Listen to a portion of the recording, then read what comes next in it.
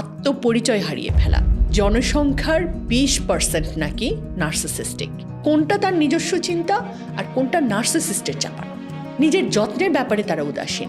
কেন বারবার চেষ্টা করেও সেই সম্পর্ক থেকে আপনি বেরোতে পারেন না? আপনি যার সাথে সম্পর্ক গড়েছেন সেই মানুষটি আপনার এই অবস্থা করেছে।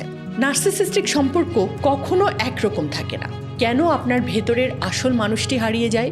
নিজের জন্য কিছু করতে গেলেই এরা মনে করে স্বার্থপর হব। সঙ্গী নার্সিসিস্ট হলে আপনার যে 5 দশা হয়। আসসালামু আলাইকুম। আপনি কি জানেন নার্সিসিস্টিক সম্পর্কের শিকার হওয়ার পর কেন আপনার ভেতরের আসল মানুষটি হারিয়ে যায়? কেন বারবার চেষ্টা করেও সেই সম্পর্ক থেকে আপনি বেরোতে পারেন না? আজকে আমরা এ নিয়ে কথা বলবো যে আপনার সঙ্গী যখন নার্সিসিস্ট হয় তখন আপনার কি দশা হয়।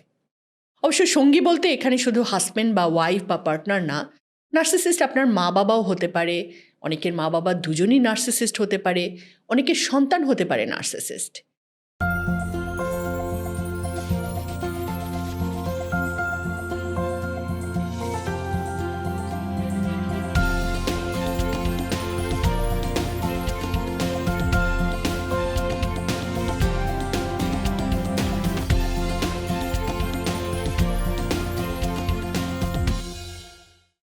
বলা হয় জনসংখ্যার 20% নাকি নার্সিসিস্টিক, মানে প্রতি 5 জনে 1 জন। সাধারণভাবে পুরুষরাই নার্সিসিস্টিক হয় বলে মনে করা হলেও মহিলা নার্সিসিস্টিকও আছে। আসলে নার্সিসিস্টদের আসল রূপটা তাদের ঘনিষ্ঠ সঙ্গীরা টের পায়। বাইরের মানুষদের কাছে তারা খুব charming, interesting, charismatic, confident, well established. তারা বোঝে না, বরং তারা অনেক সময় নার্সিসিস্টের সঙ্গীকে দোষ দেয় যে সে তার স্বামী বা স্ত্রীকে নিয়ে উল্টাপাল্টা কথা কেন বলছে, কোট আনকোট। এই অবস্থাটা কেন হয় সেটা নিয়েই আজকে আলোচনা করব। তবে আলোচনায় যাওয়ার আগে বলে নিই, আমি কিন্তু সাইকিয়াট্রিস্ট না বা সাইকোলজিস্টও না, কাউন্সিলরও না। আমি আলোচনাটা করছি ডক্টর রমণী দুর্বাসুলা, নার্সিসিজম গবেষণায় যাকে পৃথিবীর 1 নম্বর ব্যক্তি মনে করা হয়, তার বই it's not you, identifying and healing from narcissistic people অবলম্বনে। বুঝতেই পারছেন বইটা নার্সিসিস্টদের সঙ্গীদের ওপরই। তাদের কথাই বলা হয়েছে, তাদের হিলিংয়ের উপায় ব্যাখ্যা করা হয়েছে। অল্প সময়ের আলোচনায় আমি মূলত জিস্ট বিষয়গুলো নিয়েই আসব। কেউ আরও বেশি বুঝতে চাইলে বইটা কিনে পড়তে পারেন। তবে বাস্তবতা হচ্ছে, আপনি যদি অ্যাকশন স্টেপ নিতে না চান, নিতে না পারেন, তাহলে বই পড়েও কোনো লাভ নেই। বই পড়ে বরং কষ্ট বাড়বে যে আমি এত কষ্টে আছি। আর যদি অ্যাকশন স্টেপ নিতে চান তাহলে এই আলোচনাই যথেষ্ট, বা আলোচনাও লাগবে না, আপনার ইনার কলিংই যথেষ্ট। Total loss of self identity. Narcissistic সম্পর্কের সবচেয়ে বড় ক্ষতিগুলোর মধ্যে একটি হল লস অফ সেলফ আইডেন্টিটি বা আত্মপরিচয় হারিয়ে ফেলা। নার্সিসিস্টরা সারাক্ষণ তাদের সঙ্গীর মতামত, অনুভূতি, পছন্দ অপছন্দ, এমনকি কাজকেও বাতিল করে দেয় এবং ছোট করে দেখে। ফলে সঙ্গীরা খুব হীনমন্যতায় ভোগে। তার সাহস, আত্মবিশ্বাস, নিজে উদ্যমী হয়ে কিছু করার ক্ষমতা একদম নাই হয়ে যায়। আমি এমনও দেখেছি, বাসা থেকে 5 মিনিটের দূরত্বে মার্কেট, কিন্তু সেই মার্কেটেও স্ত্রী একা যেতে পারছে না স্বামীকে ছাড়া, এমনই চাবি মেরে দিয়েছে ছেড়ে। নার্সিসিস্টরা সবসময় তাদের সঙ্গীকে তাদের নিজস্ব ভার্জন অফ বিশ্বাস, দৃষ্টিভঙ্গি দিয়ে সম্মোহিত করে রাখে। বোঝায় যে সঙ্গীরা যেটা ভাবছে সেটা ভুল, বা সে একটু বেশি সেন্সিটিভ, এজন্য এরকম লাগছে। শুনতে শুনতে শুনতে শুনতে সঙ্গীও ভাবে মেবি সে ঠিকই বলেছে, আমি হয়তো একটু বেশি সেন্সিটিভ। একবার একজনের বাসায় গেলাম। মেয়েটাকে আমি বিয়ের আগে চিনতাম, স্বাধীন, সাহসী, নিজস্ব মতামত দিত। ছেলেটা আমার পরিচিত। নার্সিসিস্টদের আমি এড়িয়ে চলার চেষ্টা করি সাধারণত, কিন্তু এদের যে ব্যাপারটা হয়, এরা সাধারণত প্রফেশনালি সাকসেসফুল হয়, দক্ষ হয়। তো এরকম একটা কাজের প্রয়োজনেই ছেলেটার কাছে গেছি। ওমা, মেয়েটা দেখি সম্পূর্ণ চেঞ্জ। স্বামী যা বলছে সে তাই রিপিট করছে, মানে চাবি দেয়া পুতুলের মতো। মেয়েটাকে আমি বললাম, তুমি এভাবে কথা বলছো কেন, কি হয়েছে তোমার? মেয়েটা এক ঝটকা স্বামীর দিকে একবার তাকিয়ে আবার আমার দিকে তাকিয়ে বলল, না আপা, ঠিকই তো বললাম, আসলে তো এই কারণে এমন হওয়া উচিত। আমি আর কিছু বললাম না, ওদের স্বামী স্ত্রীর ব্যাপার, আমি মাঝখান থেকে জড়িয়ে জটিলতা বাড়ানো দরকার কি। ডক্টর রমনী এটাকে বাউন্ডারি ইরোশন বলেছেন। মানে নার্সিসিস্ট তার সঙ্গীর ব্যক্তিগত সীমানাকে এত বেশি লঙ্ঘন করে যে একটা সময় সঙ্গী গোল পাকিয়ে ফেলে যে কোনটা তার নিজস্ব চিন্তা আর কোনটা নার্সিসিস্টের চাপানো। অনেক ক্ষেত্রে দেখা গেছে সঙ্গী আগে একজন মেধাবী, আত্মনির্ভর, প্রফেশনালি সাকসেসফুল মানুষ ছিল, কিন্তু নার্সিসিস্ট সঙ্গী তাকে ইমোশনালি এতটাই ভালনারেবল বানিয়ে ফেলেছে যে এখন একটা পাউরুটিও সে নিজের পছন্দে কিনতে পারে না।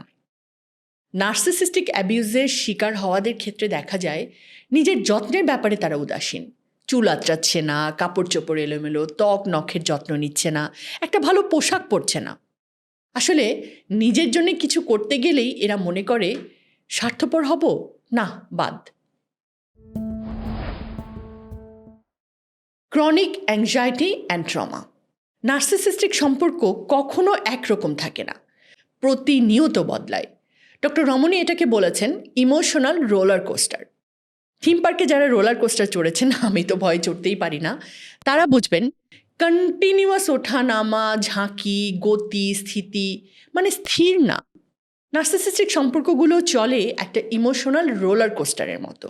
এই মারামারি, খুনোখুনি, এই আবার একসাথে ফুচকা খেতে যাচ্ছে, এই ডিভোর্স হয়ে যাচ্ছে, কিছুদিন পর দেখবেন ওয়াইফ প্রেগন্যান্ট। তো এরকম সম্পর্কে থাকতে থাকতে সঙ্গীদের মধ্যে কিছু সিমটম দেখা দেয়। সতর্কতা বা হাইপার ভিজিল্যান্স, সবসময় সতর্ক, তটস্থ, কন্টিনিউয়াসলি নার্সিসিস্টের মেজাজ, পছন্দ এবং চাহিদার উপর নজর রাখতে অভ্যস্ত, যাতে কোনো কিছু এমন না ঘটে যা তাকে রাগিয়ে দেয়। আমাদের এক ভাড়াটিয়া আন্টি ছিল, তার হাজব্যান্ড খুব চিট করত, প্রচুর মেয়েদের সাথে তার সম্পর্ক ছিল। আন্টিকে দেখতাম সারাক্ষণই খুব অস্থির, পারলে 24 ঘন্টা স্বামীকে পাহারা দেয় এমন অবস্থা।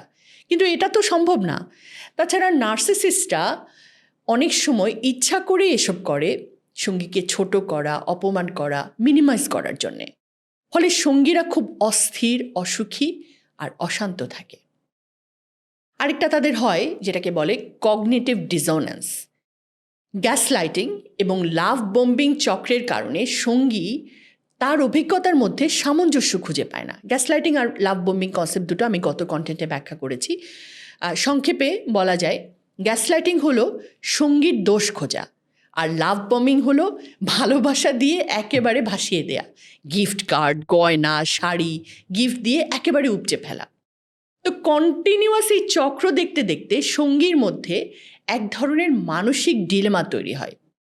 সে বুঝতে পারে সম্পর্কটা ক্ষতিকর, কিন্তু একই সাথে ভালো মুহূর্তগুলোর স্মৃতিও তার মনে গেঁথে থাকে। ওই যে রাঙামাটিতে গেছিলাম, কি সুন্দর সময় কেটেছে, বা গত ঈদের শপিংয়ে সাথে নিয়ে কত কিছু কিনে দিল, দামের দিকে তাকায়নি, আমি কিনতে চাইনি তাও কিনে দিল। মানে she can stop thinking about him. মারুক, লাথি দিক, গালি দিক, যাই করুক। এমনকি নার্সিসিস্টিক সঙ্গীকে ছেড়ে যাওয়ার পরও সঙ্গীরা তাকে ভুলতে পারে না। একজনের ঘটনা এরকম, তার হাজব্যান্ডের সাথে তার ছাড়াছাড়ি হয়েছে, 10 বছর হয়েছে। ছেলেমেয়েরাও জানে তাদের বাবা নার্সিসিস্টিক। ছাড়াছাড়ি হওয়ার কয়েকদিনের মধ্যেই স্বামীটা তার চেয়ে 20 বছরের ছোট এক মেয়েকে বিয়ে করেছে। তারপরও ওয়াইফটা এখনও তার কথা চিন্তা করে। আর চিন্তাগুলো কেমন? আচ্ছা, রুমকির বিয়েতে, মানে রুমকি হচ্ছে মহিলার মেয়ে, যদি ও তার দ্বিতীয় স্ত্রীকে নিয়ে আসে তাহলে কি হবে? আচ্ছা, রুমকি তো মাত্র ইন্টারমিডিয়েট পড়ছে, কবে তার বিয়ে হবে বা সে আদৌ বিয়েও করবে কি না এগুলো কোনো ঠিক নেই, কিন্তু ওয়াইফ রুমিনেট করছেই তো করছেই। উনি বেশ ভালো ছাত্রী ছিলেন, ঢাকা ইউনিভার্সিটি থেকে মাস্টার্স করেছিলেন। তারপর তো নার্সিসিস্টের সাথে বিয়ে হয়ে গেল, জীবনের অনেকগুলো বছর গেল সেখানে। কিন্তু ছাড়া যখন পেলেন, এবার তো নিজের জীবনটাকে গড়া যায় না, সেই একই চিন্তা ঘুরে ফিরে। এদিকে তার স্বামী কিন্তু দিব্যি আছে, হাসি, আড্ডা, দাওয়াত, বিদেশে ঘোরাঘুরি, কিন্তু মহিলা তার সেই যে গণ্ডিবদ্ধ জীবন, সেটা থেকে আর বেরোতেই পারল না। ডক্টর রমনী বলেছেন এটা হলো নার্সিসিস্টিকদের রুমিনেশন, মানে সারাক্ষণ একই চিন্তা করা। এটা অন্যান্য মানসিক অসুস্থতাতেও দেখা যায়, কিন্তু নার্সিসিস্টিক অ্যাবিউজের শিকার হওয়াদের রুমিনেশন একদম আলাদা ধরনের। ডক্টর রমনী বলছেন, মানে আমরা থেরাপিস্টরাও অনেক সময় ধরতে পারি না যে কি চলে তাদের মাথার ভেতরে। আরেকটা প্রভাব পড়ে তাদের মধ্যে, যেটাকে সিপিটিএসডি বলে। পিটিএসডি তো আমরা বুঝি, ডক্টর রমনী এটাকে বলেছেন সিপিটিএসডি। ডক্টর রমনী বলেছেন যে নার্সিসিস্টিক সম্পর্কের শিকার হওয়া ব্যক্তিরা জটিল পোস্ট ট্রমেটিক স্ট্রেস ডিসঅর্ডার বা complex post traumatic stress disorder, যেটাকে সংক্ষেপে সিপিটিএসডি বলে, সেটার মতো উপসর্গে ভুগতে পারে। পোস্ট ট্রমেটিক স্ট্রেস ডিসঅর্ডার তো আমরা বুঝি, সেটারই আরও জটিল একটা অবস্থা হয় এদের। আমার মনে হয় একটু আগে যে উদাহরণটা আমরা দিলাম, তিনি হয়তোবা এই সিপিটিএসডিতে আক্রান্ত হয়ে থাকতে পারেন, বাট এটা সাইকোলজিস্টরা ভালো বলতে পারবেন। Self doubt and guilt. Self doubt মানে নিজেকে নিয়ে সন্দেহ, আর গিল্ট মানে অপরাধবোধ। গ্যাসলাইটিং এবং দোষ চাপানোর কৌশলের কারণে ভুক্তভোগী নিজেকেই সমস্ত সমস্যার জন্য দায়ী মনে করতে শুরু করে। গত আলোচনায় আমি একটা কাপলের কথা বলেছিলাম, নববিবাহিত। ছেলেটা এমনভাবে মেয়েটাকে ব্লেম করত যে মেয়েটা একটা পর্যায়ে ভাবতে শুরু করে যে সমস্ত দোষ তারই। সে যদি আরেকটু স্মার্ট হতো, মানে তথাকথিত স্মার্টনেস, অর্থাৎ ছেলেটার কাছে যেটা স্মার্টনেস সেটা হচ্ছে স্লিভলেস ড্রেস পরা, এমন পোশাক পরা যে শরীরের আকর্ষণীয় অংশগুলো স্পষ্ট হয়ে থাকবে, সারাক্ষণ বিউটি পার্লারের গ্রুমিংয়ে থাকা, এগুলো হচ্ছে ছেলেটার কাছে স্মার্টনেস। তো মেয়েটাকে সে ধারণা দিত যে মেয়েটা যদি এরকম হতে পারে তাহলে সে তার স্বামীকে খুশি করতে পারবে বোধহয়, কারণ স্বামী তাকে বুঝিয়েছিল যে এগুলো করলে তো সে আরও বিউটিফুল হবে, আরও অ্যাট্রাকটিভ হবে।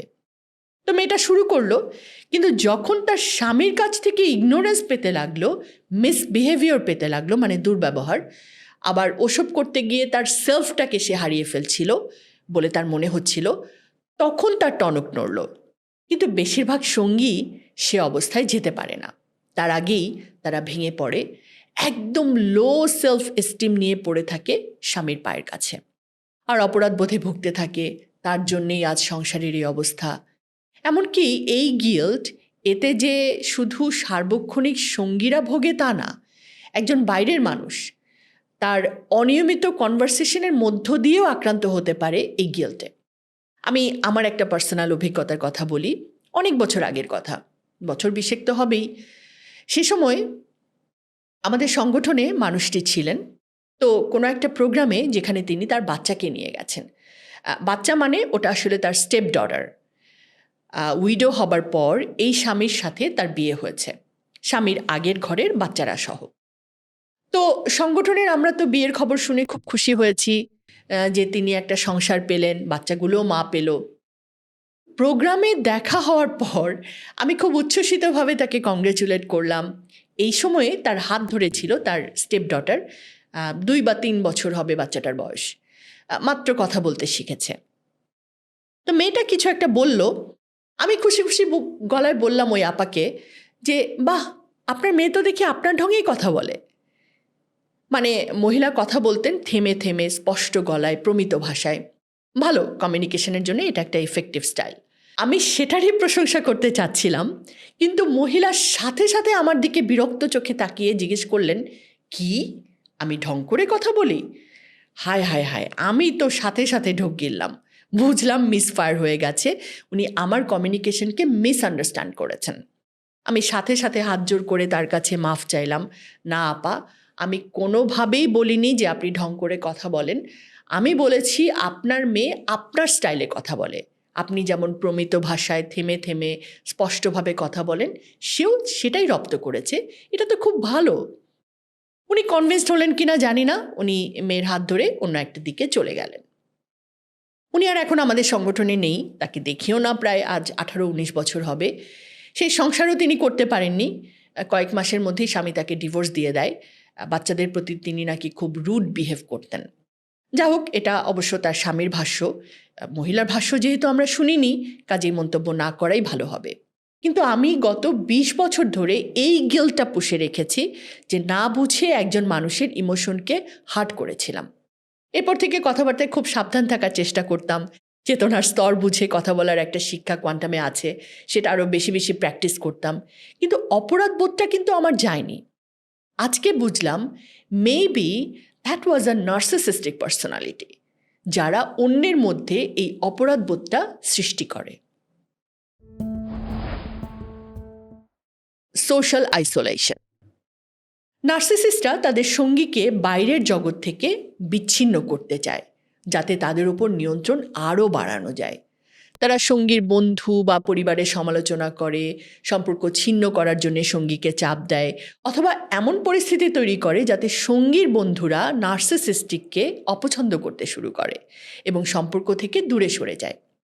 ফলে নার্সিসিস্টের ওপর আরও বেশি নির্ভরশীল হয়ে পড়ে, কারণ তাদের আর কোনো সামাজিক সমর্থন ব্যবস্থা থাকে না, যে কারণে নার্সিসিস্টদের সঙ্গীরা একাকিত্বে ভোগে। Physical health issues. দীর্ঘমেয়াদী মানসিক চাপের কারণে ভুক্তভোগীর শরীরেও প্রভাব পড়ে। ক্রমাগত স্ট্রেস এবং উদ্বেগ শরীরকে ফাইট অর ফ্লাইট মোডে রাখে, যা রোগ প্রতিরোধ ক্ষমতা দুর্বল করে দেয়, যার ফলে তার মধ্যে ক্লান্তি, নিদ্রাহীনতা, হজমের সমস্যা এবং ক্রনিক ব্যথা দেখা দেয়। নার্সিসিস্ট আর তার সঙ্গীর মধ্যকার সম্পর্ককে ডক্টর রমনী সিংহ আর শিকারীর সাথে তুলনা করেছেন। সিংহ শিকারের গল্প তো আমরা শুনি, তাই না? গল্পটা কে বলে? শিকারী বলে, এভাবে মেরেছি, ওভাবে মেরেছি। আমরা কি কেউ সিংহের গল্পটা শোনার সুযোগ পাই? পাই না। সিংহের তো নখর ছিল, ধারালো দাঁত ছিল, কিন্তু এই নখর, এই দাঁত নিয়েও সে শিকারীর কাছে অসহায় হয়ে গেছে, কারণ শিকারী ব্যবহার করছে বন্দুক, যা দিয়ে খুব ফোকাসভাবে সে হিট করতে পারছে, যে অস্ত্রকে বাধা দেওয়ার ক্ষমতা সিংহের নাই। নার্সিসিস্টের সঙ্গীর অবস্থাও সিংহের মতো। সে হয়তো একসময় শক্তিমান, স্বাধীন, স্বনির্ভর ছিল, কিন্তু নার্সিসিস্টের দ্বারা ব্রেইন ওয়াশড হতে হতে সে এখন নিজেকে খুব ছোট, স্মল, লিটল মনে করে, একটা গণ্ডিবদ্ধ জীবনযাপন করে। ডক্টর রমনী তার বইয়ে নার্সিসিস্টদের সঙ্গীদের উদ্দেশ্য করে এই কথাটাই বলতে চেয়েছেন, যে আপনি সিংহ, আপনার ক্ষমতা আছে, সামর্থ্য আছে, নিজের মতো করে বাঁচার অবলম্বনও আছে, আর ইটস নট ইউ, মানে আপনি না, আপনার কোনো সমস্যা নেই, অস্বাভাবিকতা নেই, আপনার কারণে এসব ঘটছে না, বরং আপনি যার সাথে সম্পর্ক গড়েছেন সেই মানুষটি আপনার এই অবস্থা করেছে। ডক্টর রমনী বলছেন, আপনি আগে এটা বোঝেন, তারপর এই সম্পর্ক থেকে বেরিয়ে আসা বা বাস্তব কারণে যদি সম্পর্ক টিকিয়ে রাখতেই হয়, তাহলে কী কৌশল অবলম্বন করবেন সেটা ঠিক করেন। আগামী পর্বে আমরা এই কৌশলগুলো নিয়েই কথা বলবো। সে পর্যন্ত বিদায় নিচ্ছি।